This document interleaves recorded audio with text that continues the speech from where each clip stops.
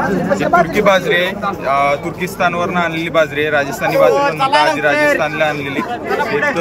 याचं वैशिष्ट्य असं आहे की नॉर्मल बाजरीचं उत्पादन जिथं 15 ते 20 क्विंटल निघते, याचं उत्पादन 35 ते 40 क्विंटल पर्यंत निघते. याचं जे लांबी आहे, कणसाची लांबी म्हटलं म्हणजे 3 ते 4 फुटापर्यंत लांबी येते आणि फुटवे 3 ते 4 फुटवे निघतात. प्रत्येक फुटवाला कणीस येते आणि याचं टोटल उंची म्हटलं म्हणजे 8 ते 10 फुटापर्यंत उंची येते.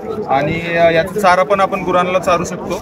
आणि कणसाचं आपलं बाजरीचं उत्पादन 35 ते 40 क्विंटल निघते. बाजरी खायला चविष्ट आहे आणि पौष्टिक पण आहे. 3.5 महिन्याचं पीक आहे, उन्हाळी पावसाळी दोन्ही. आणि पावसाळ्यामध्ये तुम्ही जून जुलैमध्ये लावू शकता, उन्हाळी तुम्ही जानेवारी फेब्रुवारीमध्ये लावू शकता.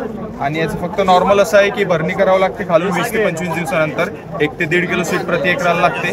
आणि याचं मल्चिंग वगैरे करायची काही गरज नाही, नॉर्मली पेरली तरी चालते. फक्त 2 सरींचं अंतर 2 ते 2.5 फुटापर्यंत ठेवावं लागतं.